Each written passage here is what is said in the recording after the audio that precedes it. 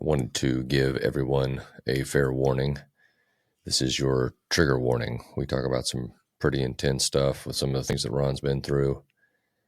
The things Ron goes into, I could see being very triggering for some of those of you out there. If you're one who cannot handle being triggered right now, that's not something you really want to go through, and you tend to be triggered, then please sign off now and come back when you're feeling better, and hope it's soon. As always, I'm going to have some cussing involved, so there's your cussing warning too. Hope you enjoy the show. What up? Welcome to Guys Dealings with Feelings. I got a special guest on today, Ron. My guy Ron is a successful father, successful spouse. He gets after it every single day. He is going to explain to us all the things he's been able to overcome and triumph over, and I'm really excited for all of us to hear his story, get some inspiration, motivation, get some people kicked off on their journey. I don't think Ron's going to rip his shirt off and show us a cape under there. I think he's going to show us he's just a regular fellow like myself and the rest of us. And so, like if we can do it, guys, everybody can do it. So I'd like to thank you first, Ron, for coming on. It's awesome. It's not easy to do this. I think as men in our society, it's kind of been taboo to even go in this direction. And I'm so happy that there's so many guys who are kind of reaching out and talking to me. I talk to them every day, and, talking to you the little bit that I have and all that you've overcome, I just knew it'd be inspirational for other folks to hear it. And, again, you're not Superman. And so it's just an ordinary fellow working his tail off, being disciplined, understanding what he's got to do and just doing it. And so super excited to hear about it, man. So to kick things off, how are things going right now? Like, life is good?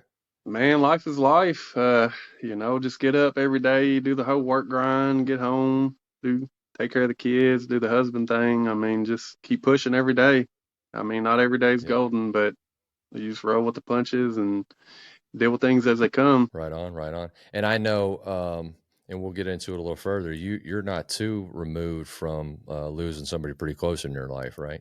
No. And your So, brother. it was about 3 years ago, he had committed suicide. So he struggled with addiction. We didn't have the best childhood. So, at 12 years old, he was smoking crack with my parents, taking, pills, and he was actually their drug dealer for a little bit at 12, 13 years old. I mean, I don't know if that was, they figured they'd bring him in and it would make it easier for them to do it and not have to hide it. But he had got on, he started drinking real bad, and he would occasionally do meth. Well, once he got on the meth, it pretty much he'd lose his mind. Like we were on vacation in Florida a week before it happened, and he had called me and he was saying helicopters were following him, police were at his door, and just a bunch of nonsense.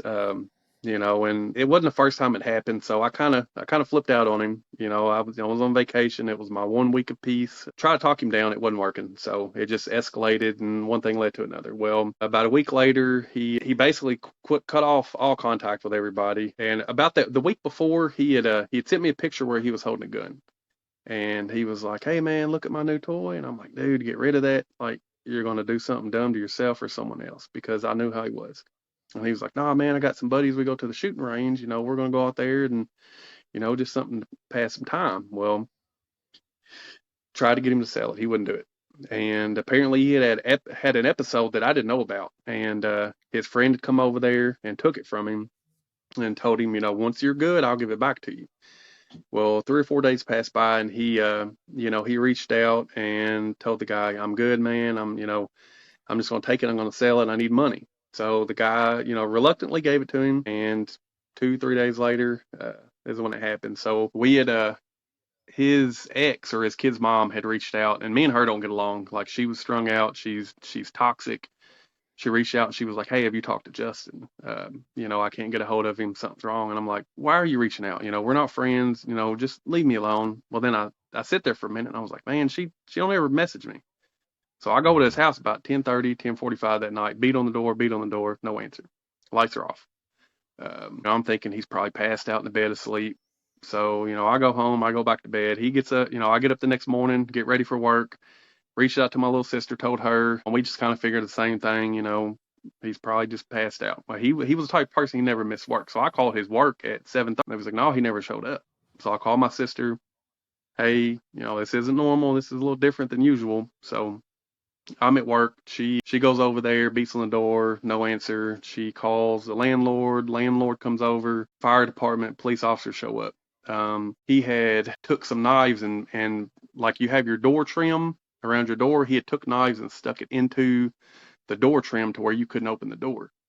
So they unlocked it, but the Like a door wouldn't open, so bolt, they kicked the door deadbolt. down. Yeah, and they went to the bedroom, and he had shot himself in the head, and he was laying there. He had a letter from his kid, an engagement ring laying beside him. He was one of those people that with our childhood being so bad, he was desperate for love. So any female that showed him attention, he was all over it.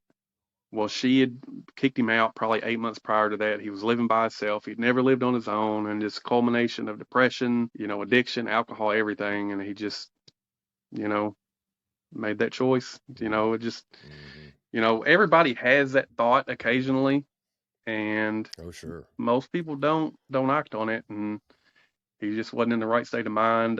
Toxicology came back. There was no alcohol, but they said that alcohol metabolizes even after death. But they said he had the most amount of meth in the system they had ever seen. So I think in his state of panic, he thought people were coming after him. He swallowed all of his stuff and just freaked out. I don't think he was there in his mind. I don't think he really realized what he was doing. He's probably kicking himself right now. But, Man, I I've learned how access to ability to do it is mhm, such a key in people going through with it. yeah. And and talking to folks, it's just like, man, I've learned so many people, the people who live through it, the people who've jumped or people who've shot themselves or whatever, Hmm. but they made it.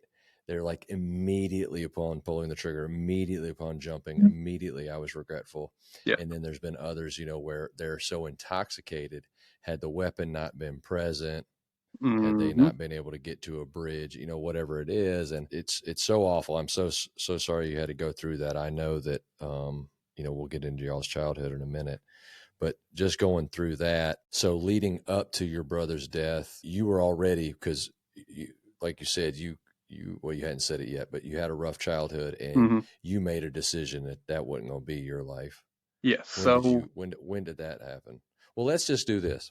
Let's just go into where did things, enough detail where folks can understand that shit was really fucked up in your home, hmm and but I don't want to drag you through the mud, no, no, man. as far as having to go through the emotions and stuff. That's not easy, I'm I've sure. I've dealt with it. It's not even hard to talk about no more. My Right, childhood right, started right. out like most people's. Man, it was normal. Christmases was good. Family get-togethers, all that. My grandparents on my dad's side, they started abusing drugs, and little by little, my parents started, getting into it. Well, it started out with, smoking weed, which it helps a lot of Yeah, people.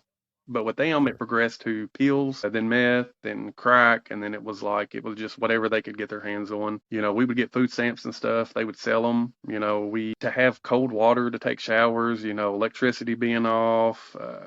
And then one of the craziest parts is like most of the time when we ate, it was dumpster food.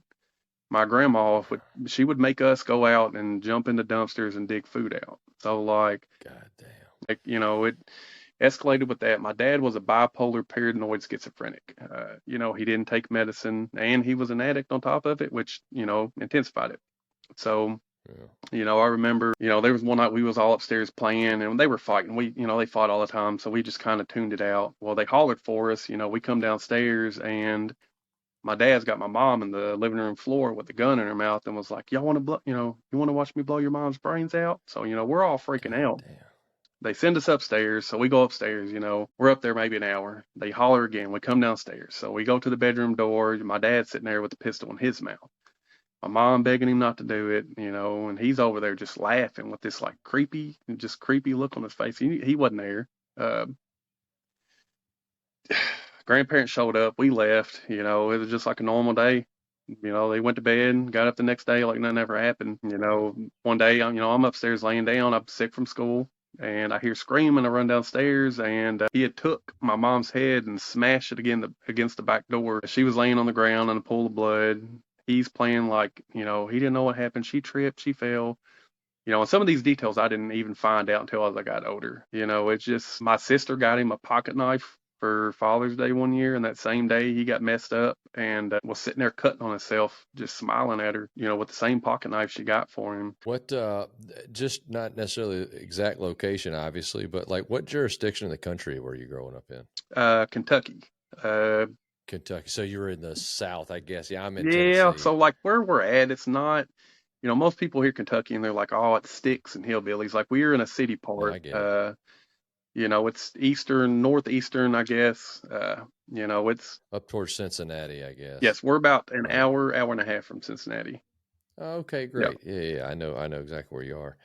Yeah, I like to kind of put up. I'm from the South. Hmm. Just listen to me talking here. I'm Oh, from the you got South, that. and You got that twang to you. yeah, yeah, I did. I graduated with University of Alabama. I picked up quite a bit down there. Uh, but so I just kind of like to jurisdiction it for folks. I know that the drug pandemic is something that is haunts this country, and Worldwide. yeah, really the world. You're right, and the way that the new shit that's going on, people are just it's awful. And Fentanyl, so, man. anyways, yeah, fentanyl. God damn, man, Dude, it's I went awful. through a little spell when I was probably from 17 to 19 where like I was never an addict, but I took pills, I've done meth, but it was just recreational. I never got hooked on it. But like looking back, I'm thankful now like that wasn't Yeah, I would be dead because like I took yeah, pills, I one didn't pill. question what they were, like, you Yeah, know. yeah, one pill. Yeah. So it can do you. So back to so you had it was just a fucking nightmare, and then I know it gets worse. This we're not done yet. So dad was. Did anybody work? No. Or it was No, I was always told my dad couldn't work in public. Apparently, I guess it was with his mental illness and his sure. addiction. My mom, basically, she got food stamps. She got a check for my little brother because he was quote unquote learning disabled, Hmm. which I never saw it.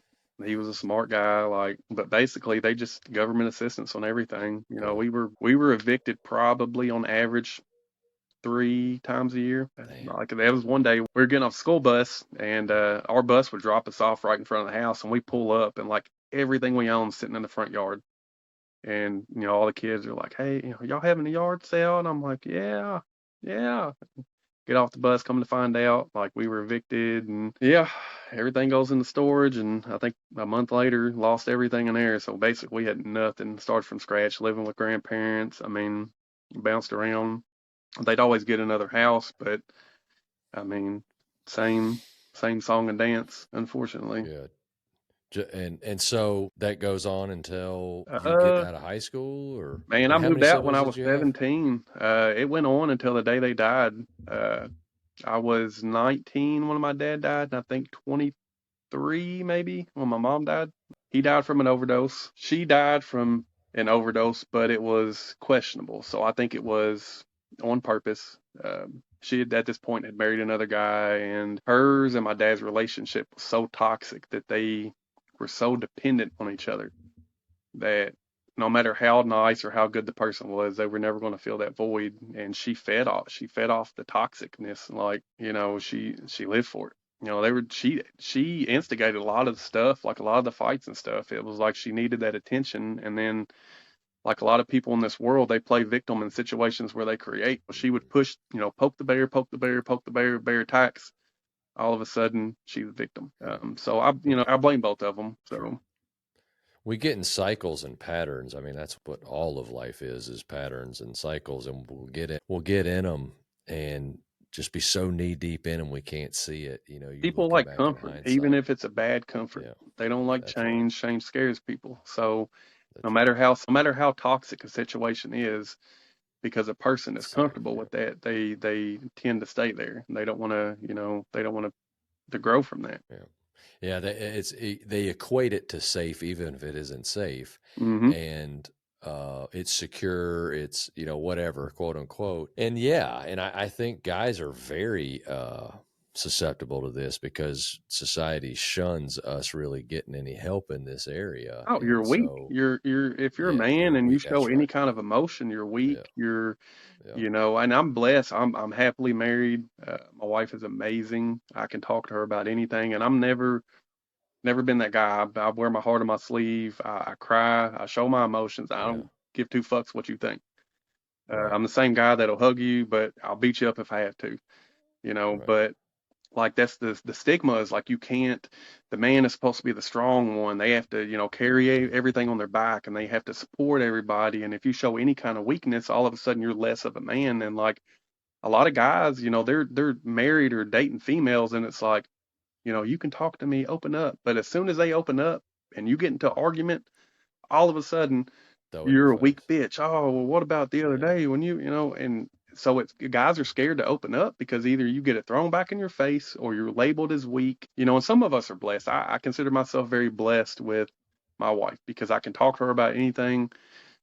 She helps me through it. She's been there through everything. She knows my story. She doesn't judge me and a lot of guys aren't, they don't get lucky like it. Like, I totally get it. I'm fortunate as well with my partner. She's fucking amazing, and so very very blessed as well. And the fact that you appreciate it, gratitude is so crucial for this journey we're on. We got to show Hmm. gratitude for all that we've got, and even though you've had such a rough set of circumstances, I know you're showing it here for your spouse. And I don't have a ton of experience in the current dating pool, man. I was fortunate to find my partner pretty quick after my Hmm. divorce, and I'm just so lucky because you're right. I mean, not only does society shit on you, but somebody that you really trust and care about. And what's so awful about that is so much of what drives us is what has happened to us in childhood. Hmm. So a man opens up because he's having an issue, probably stretches back to childhood, Hmm. neglect, abandonment, blah, blah, blah, right? Yes, sir. And then he shares with somebody he thinks he can share with, as you say, and then they shit all over him. It's like triple the whammy because it touches the nerve of the childhood shit. It's just awful, Well, man. then And now you got a I new hate trauma on top of you because you just opened up and exactly. it blew up in your damn face.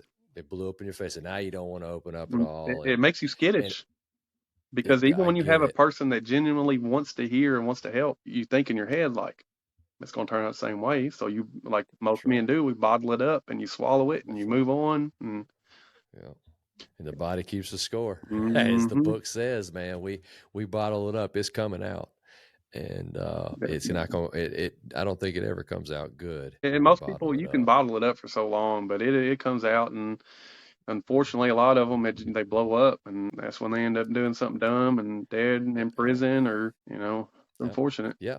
Yeah. Yeah. You hear a lot of, well, fuck it. And that's obviously an option. I said it a lot when I was younger, and I never meant it. In hindsight, I never meant it. It was because I did care. It wasn't that I didn't care. I It's a cared so coping much that it mechanism. hurt. The coping mechanism was Yep. to say, fuck it. And I think that's so many of us. And I'm blessed as well, Ron, and that I was raised by my mom. Mm-hmm. And so I had so much female influence that I showing emotions like you. Now, I didn't cry. Crying was something that's come on later in life. I'll cry at the drop of a hat No, now. no, I no. love it. But yes, that's an Yeah. adult thing. So like, like Yeah. to speak on what you were talking about. So like, there was a lot of females around me. So with sisters and cousins, like there's a lot of. It sounds terrible, but like there's a lot of, I guess, somewhat feminine qualities in me when it comes to the emotion No, stuff. Like sure. But that's because great. it is, and it helps me because I have two daughters. It helps me with them, even with the whole wife thing. Like most guys are, I'm the macho man. Like, but there is Right. to have a lasting good relationship. There, you got to have somewhat of a female's thinking process with stuff because they're a different species. I mean, Sure. like Yeah, it's they a got it. different They mind got to frame. dumb themselves. Yeah, they got to dumb themselves down and get in our heads too. Yeah. That's a two-way street. Yes. It's a Yes. two-way I street. agree. And you're right, man. And there's nothing wrong with sharing your emotions. And back to, if somebody has a partner that they can't trust with that, then it's not the right partner. I don't think, man. Like Absolutely not. you've got to have, and there's so many people out there, good human beings, that you don't have to sacrifice that. And if they do something like that, you're like, Roger that. I'm so glad I didn't marry you and dot Mm-hmm. dot dot, because you know how awful it could have been. Because we need to be able to do that. It needs to be okay to have quote unquote feminine qualities but they're really just human qualities. Yes, We've all but got emotions. We've all got negative stereotypically, ones, but that's the way it's society looked at. says Yeah. that I'm not disagreeing with the words you use. I think you're spot on. It's just it shouldn't be that Oh, way. And exactly. And like, man, you yeah. it's a team thing. Like, life's hard Hell enough yeah, on your dude. own. Like, if you got someone willing to spend life with you, like, you meet them Hell halfway on some stuff. yeah. So all relationships take give and take. Mm-hmm. And if somebody's willing, I say it about my girlfriend. I would get pissy with me. Mm-hmm. I would get frustrated with me. I would get upset with me. So the fact that she sticks it out with me, I know I got to meet her, like you say, halfway. And it's just, we want to be happy and together. So also we've got that. And like you said, with the female influence and guys who haven't had a female influence, or they've ignored it to stay in society's, whatever norms, not Mm-hmm. be emotional and like that. It takes a hell of a man to be emotional, and it takes a hell of a man to break down and cry and to It say takes he a needs stronger help and man all that. to show A that strong emotion. ass. That's exactly right. It's not Because hard. Like, we all bottle stuff up, and everyone can put on a good front, but like, it takes a stronger man to release it yeah, and to open up, because like, yeah, you're vulnerable at that point. And that's most right. people are And scared to do that. So to be brave enough to do that, like, it speaks volumes, in my opinion. yeah, it does, and that's exactly where I was going. Was it takes a very strong person, period, but especially man in this society, to step up and say, man, I need some help. I Mm-hmm. can't do it. I'm tired of the way things have been, and I don't want them to be that way anymore. And I know I don't know how to do it. And it doesn't, and there's And nothing wrong with that, man. It doesn't make you no, weaker to it's do it. Like, we all, I've needed help. Like, I am the person I am today because I've reached out for help. Like, me and my wife's been married, 16 years, been together for 18. Like, and I was an asshole for probably 10, 12 of those years. And why she stuck with me, I don't know. It's paid off now because I'm the person I am. But like, we all need help. Everybody, no matter who you are, at some point you need help, and you just got to be willing to speak up and ask for it. Whether it's a friend or a girlfriend, a family member, or a therapist. Like, you know, whoever, yeah. therapy is a taboo situation because like a lot of people look down on it. But like, my wife, she went to therapy for a long time, and she's a completely different person. It worked wonders on her, and Mhm. for most people it does. But you have to do that process, and you have to be honest with yourself and with them. That's Like, right. but a lot of people won't take that route. Now, there's therapists definitely have their place. I've spent many an hour on a couch, and I've done a bunch of different kinds. I did EMDR. There was electromagnetic stimulation where they have a thing that taps on you. I've tried everything, man. I threw the kitchen sink at the I knew I didn't want to be sad, and I had a severe panic disorder. I didn't want that. Hmm. I didn't know how I was going to get away from it, and at first I was just trying to survive. But then as I got momentum and started to grow more, I was like, no, hell no. I'm not settling, and I don't settle any longer on much of anything. Well, and that's the And, you know, downside time, is most people settle, and like yeah, you said, survive. yeah, Life is not, I mean, yes, we survive through life, but just getting by is not enough. Like, life is not meant for no, that. Like, you're supposed to be happy, and no. there are ways of achieving that if you put in the effort and take those routes. You got to have discipline. Got to be willing to make changes when you realize something's got to change. Hold yourself accountable. Yeah, looking in the mirror, really looking in the mirror. And that's what I was going to say on the therapist. So my thing on therapist, it's tough on both sides of the fence. So the client side of the fence, you can't go in thinking this person's going to fix me. They're not going to fix you. No. You're going to have to work your ass off and take their guidance Yep. from their education Yep. and what they've learned as a They therapist give you to the do all tools. the hard work. That's right. And you got to utilize them. And then and then on the therapist side, they've got so many hours in the day and they need to keep full. And so it's really important that folks find a therapist that has a graduating type system where you're not going to be here forever. No, That's and not I the think a lot of idea. them, like you said, some of them it's all about the money. So, like you said, they have so many hours in a day to fill, and it's like, That's right. my wife got lucky. She got a woman who, even after her time was up, she'd keep talking.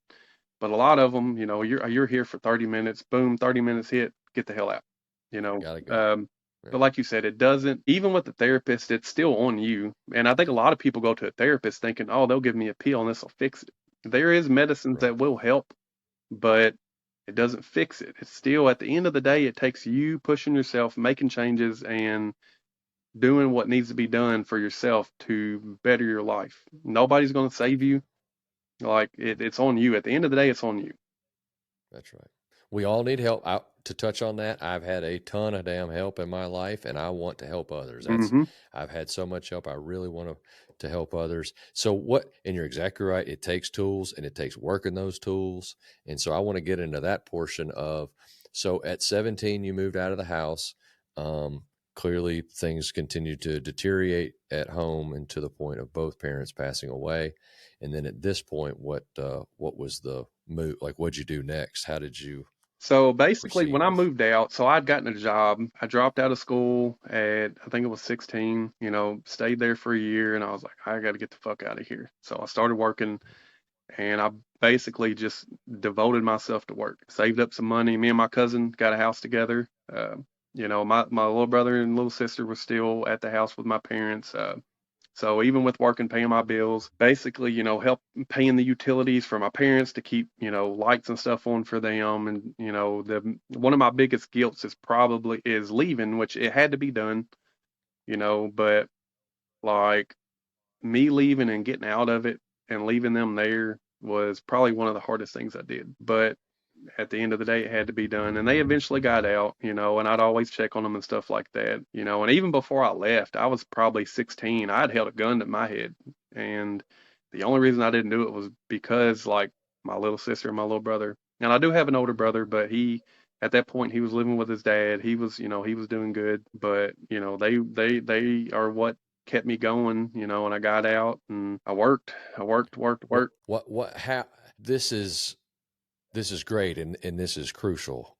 So how does one have zero guidance at home? Their grandparents are on drugs, their parents are on drugs. All they've known is a fucking nightmare in their home life. How does that young man at 16 years old know that he needs to get out and start busting his ass to pay his parents' bills so that his brothers and sisters have food on the table and lights to see their schoolwork by? So, man, a lot of people will use their childhood or how they grew up as an excuse to keep making bad decisions. At the end of the day, it's common sense. Like, this is not life. This is not how life is supposed to go. So I basically just did the opposite of what they did. Neither one of them worked. They basically was waiting on a handout. They were waiting for somebody to save them. Like I said earlier, nobody's coming to save you. So I knew I don't want to live this life. I don't want nothing to do with that kind of life. So I knew I had to work. So basically I just took everything they did and just did the exact opposite, and Wow.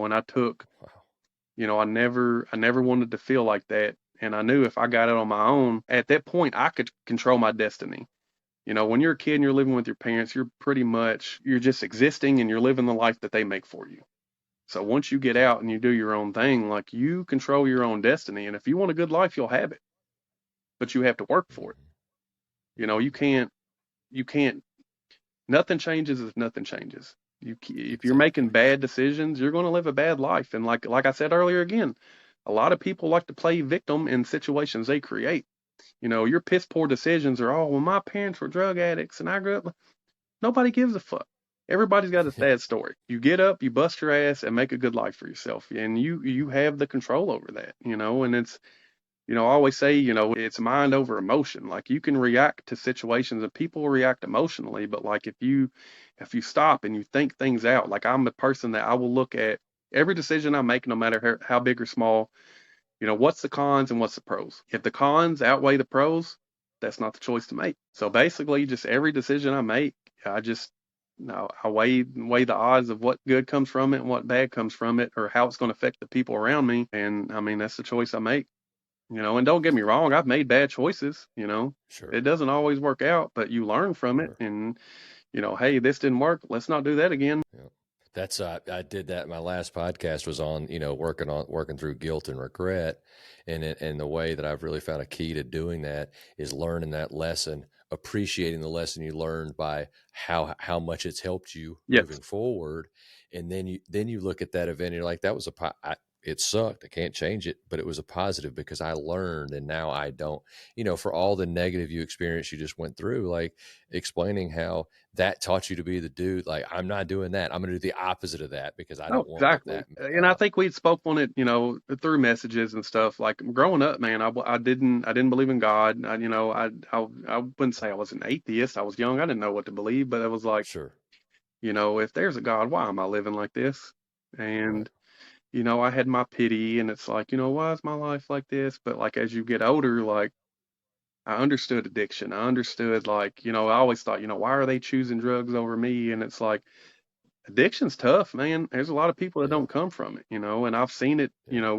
amazing people that suffered from addiction and they lose everything. They lose their kids, and it's like, and they don't choose to keep doing the drugs. It's like it just has a hold of them. And some people are mentally stronger than others. I mean, I don't know. It's tough. It's crazy. Yeah, no, no, addiction is a big thing, and I touch on it. I'm writing a book right now, and I touch on it in there. I don't run from my addiction, Hmm. but I hesitate to call myself. I haven't had a drink of alcohol in over 11 years, and That's amazing. um, yeah, when I was younger, I did some like some coke and Hmm. all that. Of course, there's nothing wrong with weed, but the harder shit, I've dabbled in it. And I was able to stop. And when I made up my mind, I was able to stop. And I quit drinking after Joel died. Like, Hmm. he died, and we had all this court shit flying everywhere.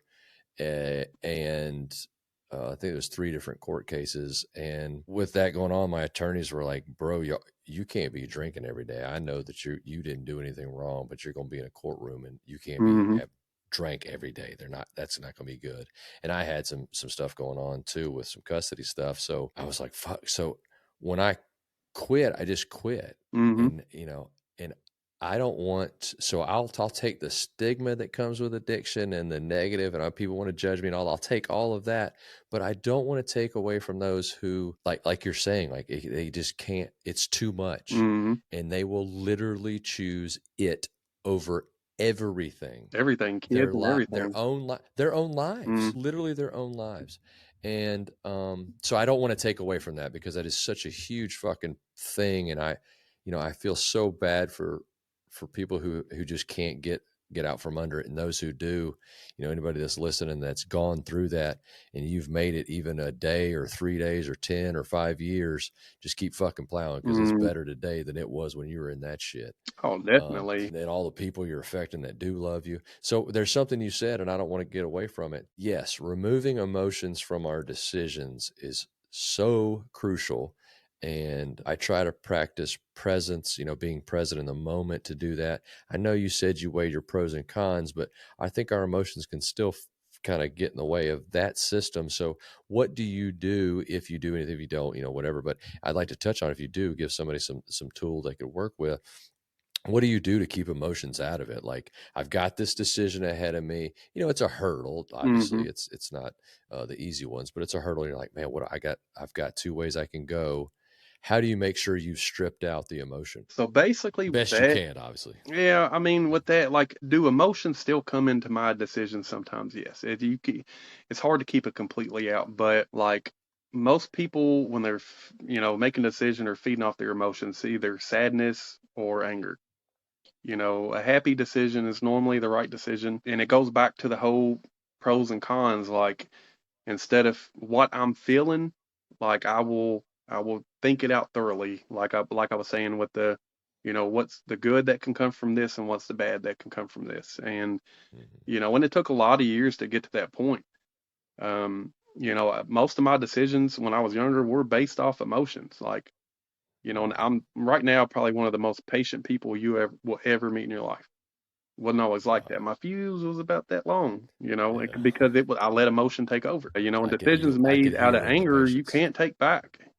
I mean, once it's out there, it's out there. I mean, it's tough. Like I said, it's just, you know, if you just sit and think about the situation and just think of every possible outcome and just go with the ones that make more sense. And I know it doesn't describe it a whole lot. That's just my thought process, and it probably makes more sense in my head than what's coming out verbally. No, I But get it. So and help. I'm going to try and tie it together. Tell me if I've got it wrong. So what you do is you just are dealing with the facts as you understand them, yes, and you try to lay out all the things that could occur with said circumstances and how you make a decision.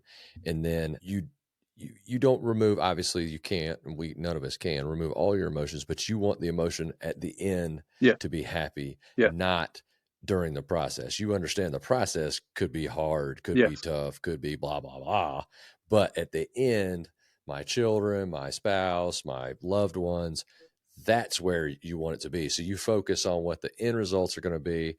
And then as a result, you're able to kind of strip down the damn, what I'm feeling right now. It's hmm what I'm going to feel at the end of this. yes, and Best you know. yes, and like with being married and having kids now, like yes, I don't neglect myself because I do put myself in the equations, but at the end of the day, like my thought process is how will this affect my kids and how will this affect my wife? Because I'm responsible for their happiness because I never want them to live the life I lived. So like, my kids aren't spoiled. I try to get them the stuff they want. They get everything they need, but like basically it's just how is this going to affect the people around me? And if I have to suffer a little bit from it, I'm good with that. And again, I don't ever sell myself short. I don't ever neglect myself or nothing like that. But my main goal is to make the people around me happy. So if the people around me are happy, I'm happy. I get that. And that balance, when I talked with my buddy Rob, that balance of supplying for your family or providing for your family as far as fiscal. So, getting your money, make sure everybody's got the roof and the water and the electricity and the TV and all this stuff, and then providing for them emotionally. Hmm. And that balance that we have to, as men, kind of figure out. And I think a lot of us, I know as a younger man, and you said you were an asshole younger, so you may be able to chime in on this. As a younger man, I didn't appreciate the sacrifices coming from the other direction as much as I Hmm. probably should have, because in my head, I think I'm doing all this sacrifice. I'm out here Oh yeah, doing if this, you're that, one and the other, sided, it's me, me, yeah, me. It's like, yeah, well, I've exactly. done this and Look, I've done that and I've yeah, done this, and how it's fucking like, great I am. yeah, Yeah, yeah, yeah, and that's bullshit. And I think I've heard it's I can't remember who said it, if it was a podcast I listened to, but basically it is to treat your partner, to do things without any expectations of something in return. So just be as kind yep, and grateful and thankful for this human being that will put up with my dumb ass. yes, And I know I say that, and then I look at everybody on these reels and say, love yourself. And it's a balance, man. Like I got to be real with myself. I've hmm got to tell myself you're annoying and you can do things that can annoy people. I also think I'm a badass, so I balance it. I don't yes. beat myself up. I let myself, I humble myself, but I don't humiliate myself. No, and that's the And thing, man. Like we all, I won't say we all, but like no matter how good of a person you are, we all have flaws. We're human. Like yeah. I get picked on because of my dumb dad jokes. Like I find them Yeah. hilarious, Oh yeah. but like I don't know how we picked that up, bro. We just picked that shit up somewhere. it's It's awesome, and stereotypical, I but it's think it's. real. It's real. I know it is so real. Like, and I don't even know how it happened. Hmm. I went from everybody thinking I was funny to just me thinking I was funny, and it's the typical dad things, and I'm like, what happened to me? Yep. But I embrace it, and yes, Oh, we all have definitely. flaws. Yeah, and Yeah, like we all have I'm a flaws. movie quote guy. I walk around and random movie quotes, and everybody's looking at me like, "What the hell are you talking about?" I'm like, you ain't seen the movie, like. Yeah, that's awesome. But and I I mean, love it. like, I still like, so I was bipolar when I was younger. Never took medicine for it. Again, it's something I dealt with on my own, and I've gotten to a point where I don't have the crazy mood swings and all that, but I still have my moments. My wife understands that, and I always tell her like, I'm gonna go in here, just give me 30 minutes, let me, work on myself, and I'll be good. So like you were saying, you're like, yeah, we're badasses, but at the same time, we all have our own shit that that we got to stop and think that other people have to deal with this, like, and be Mhm. appreciative that they're willing to work with you through that stuff and still stand by you. Mhm. That we all have our flaws, man. That's what makes us human. Yeah. Nobody's perfect. And what I just heard in that is a lot of self reflecting and holding yourself accountable. both just absolutely crucial in being successful in this Mm-hmm. journey towards happiness. And, if in employment and, doing whatever you want to do as far as money goes, all of that, it takes that, because we get into our own heads thinking we're something we're not, and we go down this ego-driven dumbass trail and find ourselves standing there looking around going, what happened? So the reflection is huge. Do you have some things that taught you? Do you have things currently? I guess your family keeps you humble. I know you're a believer. I know God keeps you humble. Like, where do you find some humility? Yeah, like I'm not like I do have a relationship with God. I don't go to church, and that's from what I've learned. A lot of people are hypocritical. A lot of people that go to church well, I go to church. I'm better than you. Not all of them. No, So, hell no. I, I pray. I have my own relationship with God, and like I said, I don't go to Mhm. church, but it's mainly like you said, the whole family thing. They keep me humble. They'll call me on my Right. shit. They'll praise me when I'm doing good. They're appreciative of everything I do. Like I work a full-time job, work weekends, I do side work, just to provide and stuff like that. And I do it Mhm. happily. Do I stay wore out? Yes, but I do it because I am appreciated.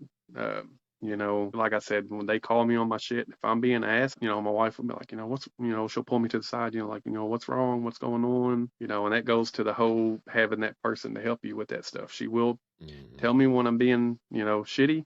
And, she's always appreciative of what I do. Just, they're probably my biggest things that keep me humble and keep me going. Family. Hmm. Yeah, I I've found quite a few things here lately to keep me humble, but my spirituality with nature and connection with earth and the animals and the life cycle around me and the sun and all this. And yeah, so staying grounded in the humility, because in what you're doing, to allow your wife. So, and I know you're not going to look at it this way. I don't know the best words to use, but when we have, I think one of the positives or bonuses to using a mentor like myself for folks is an accountability partner. Being somebody we love is so risky. Hmm. We ask somebody that we love, like, hold me accountable. And we Hmm. mean it in the moment, like, hold me accountable for my dumb shit. And then we get into our dumb shit and they hold us accountable.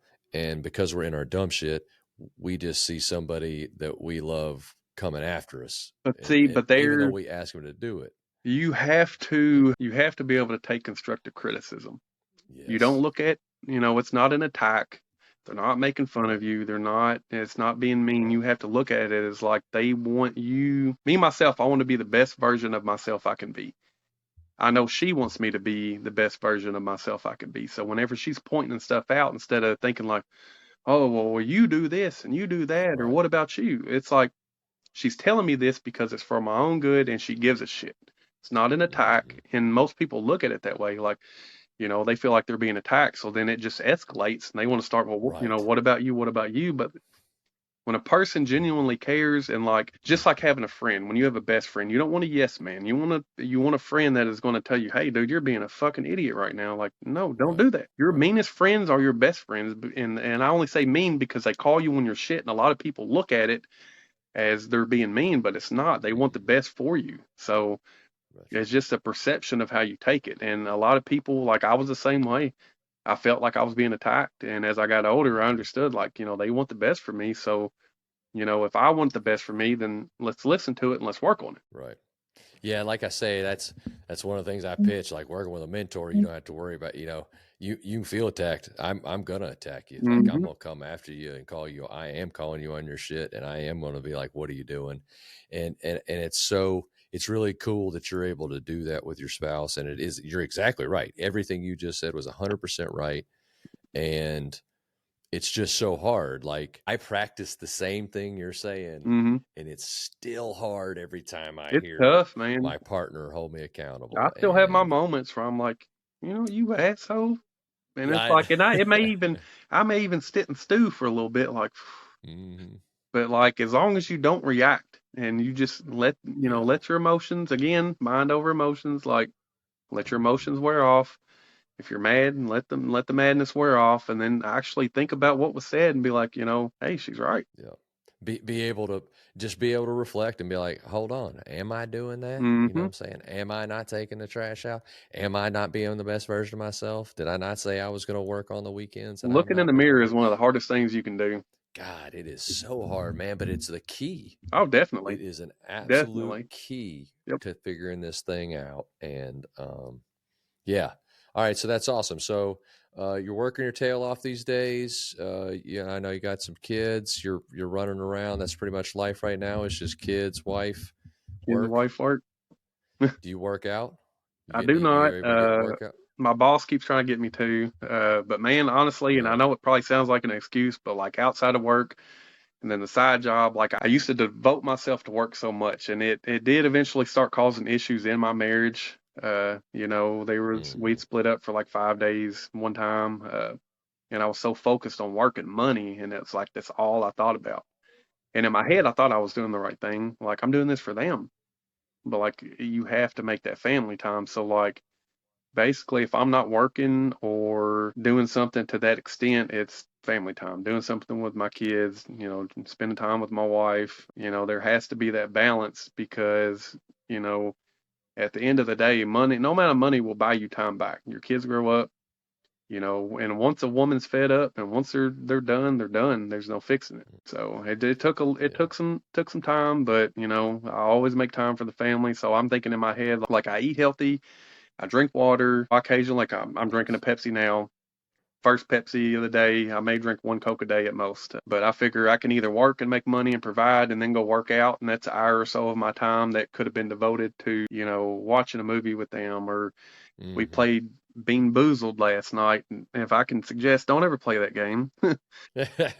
So like they have jelly beans where it's like there's so many different colors and each one is either a good flavor or a bad flavor. And so I got Oh, like I think I liver know and what you're talking onions. about. I got a stink Oh bug, God, like just I have played that game so before. terrible, so It was, terrible. yeah, it's a bad You game. should have warned me. I don't know who thought of that. Yeah, I don't know who thought of that. Yeah, well, that's awesome, and I get it. But you are paying attention to your diet, which is your health, and Yeah. that is also crucial to your mental health. I would recommend guys before they went in and started throwing weights around. A guy like you, especially taking your kids to the park and spending time in nature, hiking and So walking. I I mean, it's fish a such a lot. great That is my example. biggest Ah, hobby there is it is. fishing. So like me and my There we go. my oldest daughter, she's 17. She's electronics and like, she's wanting to work out. We had that conversation earlier, so we're about to get her a gym membership. But she's with the boys and all that stuff. So, but my youngest, Sure. she's almost 12. She fishes with me, and that's even I never like when my little brother was a huge fisherman. I wasn't a big fan. He passed. I ended up with his fishing poles, and I was like, hell, he loved it. I'll give it a shot, and it's Hmm. my passion now. So, Yeah. that's if I'm not working again doing the family stuff. A lot of times it's fishing, and I'm not the greatest, but just even I can go out there and not catch one fish, man. Just being out in nature and the peacefulness, Yeah. I can clear my head and just being out there I mean, it's worth it. It is, man. God, it's so, and I didn't know. I've always loved like camping and stuff like that, Hmm.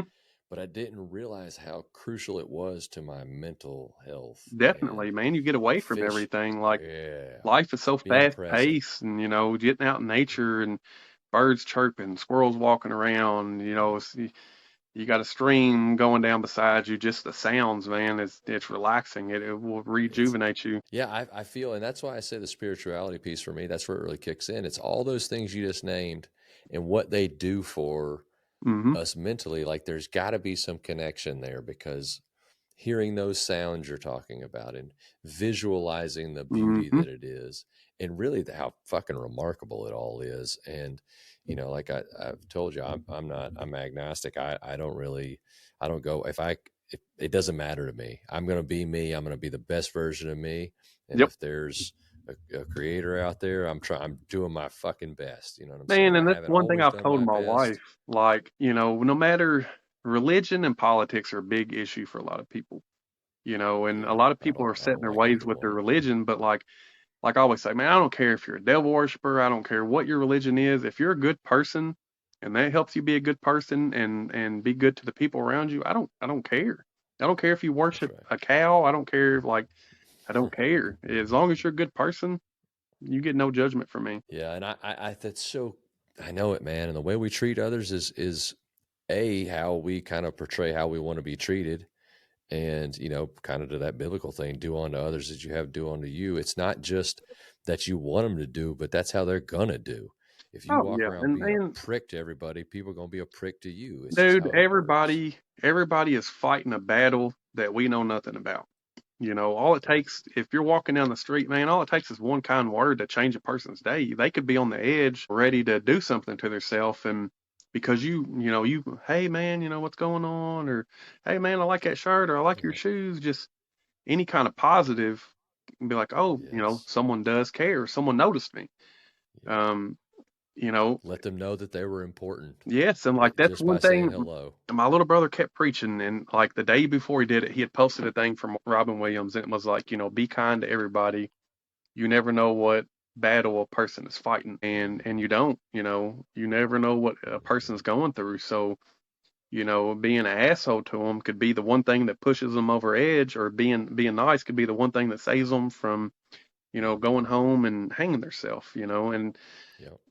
it's brutal, but I mean, it's Well, that's life, man. yes, Motherfuckers out here on eggshells yeah, because life is so much and they've been piling on and it just keeps coming. And, like you say, everybody gets so wrapped up in this political mess and they're all on their TVs all the time and watching the news. And, full of fear. all that's right. Everybody, if we can get you scared, we'll keep you watching and we No, can good sell more news.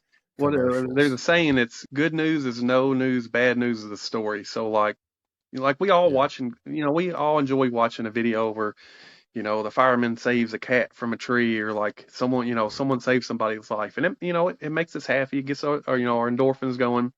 But when you see, oh, missiles being shot here, or like this school was shot up, like it draws you The in. train wrecks. Just like the whole 9/11 thing, man. Everybody was glued to their TVs, and like as a society, we feed off negativity. And people love drama, and I don't understand why. It just Yeah. draws us in. And it's so bad for us, Hmm. like consuming that, because our brains have they can't tell the difference, No, what's and real and what they're subconsciously, when seeing you on feed your TV. brain all that negative, subconsciously That's you start thinking it'll control the way you that's ex- think. that's exactly right. And And it positive vibe, anxieties.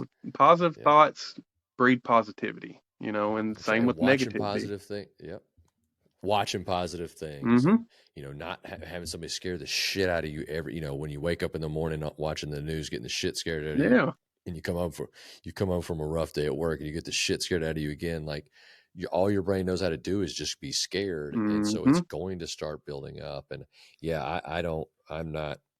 Come around me, we're not talking about politics, we're not talking about religion. If you'd No. like to talk about your We can talk spirituality and sports, we can talk family, we whatnot, can talk yeah, fishing, that's anything, but keep that's that right. shit. Happy stuff, man. Yeah. That's right. Positive energy only, right? Positive vibes only. Hmm. Um, well, man, if there's you've given some great things that 100% of them I agree with you on, with as far as holding yourself accountable and reflection, and leaving emotion out of big decisions and focusing on family and focusing on positive, all of those are. Is there anything else you think that guys, like, if the old if the old you, maybe, or maybe if it was your little brother, if you could tell him something that, if you could pass this on to these guys out here who are fucking struggling, man, but if there's something they could hear, is there anything we haven't touched on that you'd be like, man, I really wanted to touch on such and such? Man, like it basically, that what we spoke about. The biggest thing, man, is just like reach out, find help. Like, it doesn't make you weaker, it doesn't make you less of a man. Like I said, it makes you a stronger man to be vulnerable and put yourself out there and be like, I need help, like I'm struggling. Mental illness is a real thing, and it's swept under the rug. There's not enough programs and stuff for people that actually need it. Everybody wants to throw a pill at it, but like at the end of the day, you have to take it upon yourself to work through it mentally. But there are people that will help. Um, Mm-hmm. and it doesn't matter whether it's family members, a friend, a therapist, whatever. Just reach out, ask for help.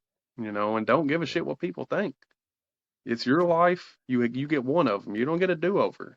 And there's no point sitting around being miserable when there are steps you can take to get help. and like we spoke on earlier, where it's a stigma to where you're a weak man if you ask for help or you cry or show emotions. Like you have to push yourself and not give a fuck what anybody thinks, and just and ask for help, because there is help. And that's like my little brother, he wouldn't ask for help. I would preach to him and preach to him and preach to him, but he wouldn't listen. He would listen to respond instead of listening to understand.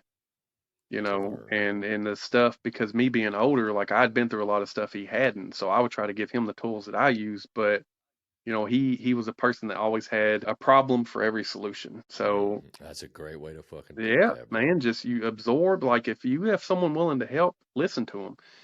Just, Sit there and argue with them. yeah, man, like you said, and don't be attacked. If someone's telling you, hey, you do this, it's a problem, or it's not because they're putting you down. It's not because they want to make you feel bad. It's because they want to help you be a better you and accept it. You want people like that around you. Um, Hmm. I mean, that's the biggest Yeah, man. thing, man. I agree with how you talk about that. People who criticize, so somebody who's getting help for themselves and working, whether you're working with somebody like myself who's a mentor, or you're working with a therapist, you're doing both, or you're just trying to go through it yourself. Anybody who criticizes you for working on yourself and becoming happier, if you look at them and they don't have everything that you want as far as happiness and goals and where you're headed, then why the fuck would you listen to them? And Well, that's not what I'd say. Like, I don't want to listen to what you've got. Your opinion means nothing in the scenario because you ain't got what I'm hunting, well, not just you that, know? man. Like if they're putting you down for trying to get help or better yourself, even if they are better off than you, just be glad you're not them. Because even if you're in a bad They situation, can't if you're be, that shitty of a person, and instead of trying right? to build people up, you want to put people down that are trying to better themselves, I mean, what kind of person does that make you? It's not someone to be Right. And proud of.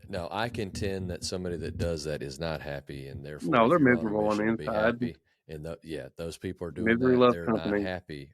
That's right. And so they're just trying to drag you back down to where they are. Yep. And it's to look at them, it's to smile on the inside and say, you don't have what I want. I want to be kind to people. Hmm. I want to support people. I want to lift people. There's enough pie for everybody. I mean, just because I have and you have doesn't mean the next guy can't have. We can all three have. Oh, yeah, And it's not, everybody. But there are a lot of people everybody can that have. feed off. They want to see people doing worse off than them because it makes themselves feel better about themselves instead of putting in their own work to better themselves. Well, let me Right. belittle this guy or make him feel worse because it makes me feel better. Right. No, I'm doing better than you are. Right. I mean, Race to the bottom. See yeah. if you can't push somebody further below you. Yeah, agree 100%, man. We want to surround ourselves with people who we want to kind of, they've got the things we want, happy people. If we want to be successful in a job or entrepreneurship, any of that, we've got to put ourselves around those people because those people have gotten there. Like Hmm. you're saying with you and your brother, you've been through the shit. There's no reason to relearn it. I've already learned it. Hmm. Listen, but it's up to the individual. They have to be open to hearing it. They have to be in the right place to hear it. They have to be kind of on that mission. And I encourage everybody to kind of get on that mission, like quit pissing away time. Because, bro, I pissed away 7 years of my life Yeah. thinking that I was just going to be stuck, unhappy, and miserable. And it was wrong. In 7 years, And that could have been amazing. it could have been, I could have worked hard. Yeah, I could be where I'm trying to get now Hmm. already because I had already put it in. So, and I learned a lot during those times, but I learned that not to waste any more time. And, it looks like you really kicked the horse in the ass at 16 and Oh man, I you've don't have a just really choice. been, yeah, well, you've really been getting after it since. And I'm, you're a badass. I'm super thankful that you were willing to share your story with everybody, and me specifically. I'm I'm inspired by your story. Often when you lose a child, man, it's kind of like you've got this like trauma trump card, and Man, as all the shit I've in been through, like man, in your head, you're like, oh, but they didn't lose a child. Man, fuck that. Like growing up with parents who don't give a fuck about you because they'd rather be doing drugs, and it's not you, it's the drug. But in your little you, that's what it reads, man. That shit's hard. And I mean, losing your little brother that it is, is but hard.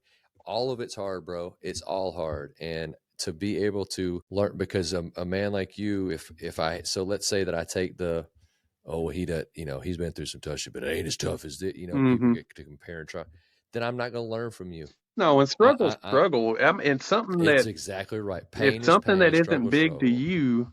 you know, we all perceive things differently. So, a person could be going through something that to them is astronomical and it's just huge, Yep. but like I can look at it and been through my struggles and like, man, that's not so bad. But with us, we're all fighting our own battle. So if it's Yes. big to them, then it's big, That's right. whether you agree And I with it want or to not. support them. That's right. And I want to support them because, and that took me some learning, bro. Like, I mean, I don't know if I could be considered a trauma bully, but I was a dumbass and all I was doing was burying myself. Right. I was letting wisdom just walk by me on a regular basis because I was It's a too sulking period, traumatized. man. Like we Yeah, all, man. I was, when you're going through it, yeah, we all have our pity party. yeah, We that's all, right. why me and all that, and it sucks, man. Like Yep. Yeah, I can't even speak on what you've been through because sure. you say what you've been through isn't worse than what I have. I disagree, but at the end of the day, we all have our own struggle. We all have our own trauma we've been through, and it's all, bad is bad. Whether Yep. yours is worse than mine or mine is worse than the next Doesn't guy's, matter. you know, work through it and help the next guy work through it. The same exact tools, like you literally have talks about so many of the tools that I preach about over and over and over, and it's definitely a lot of what I use to get to where I am. The shit works for everything, man, Hmm. and it comes down to some really simple stuff. But again, man, very thankful for you sharing with us, and I'm sure everybody else is appreciative. Definitely something we could get inspired of with your story. So thanks again, man. I appreciate you inviting me on here, man. Hopefully it Yeah, helped brother. somebody. If I help one person, it was I'm worth it. It's So, all worth it, bro. All worth it if it's just one person's help. All right, hmm man. Thanks everybody for listening and give us your time. Thank you so much.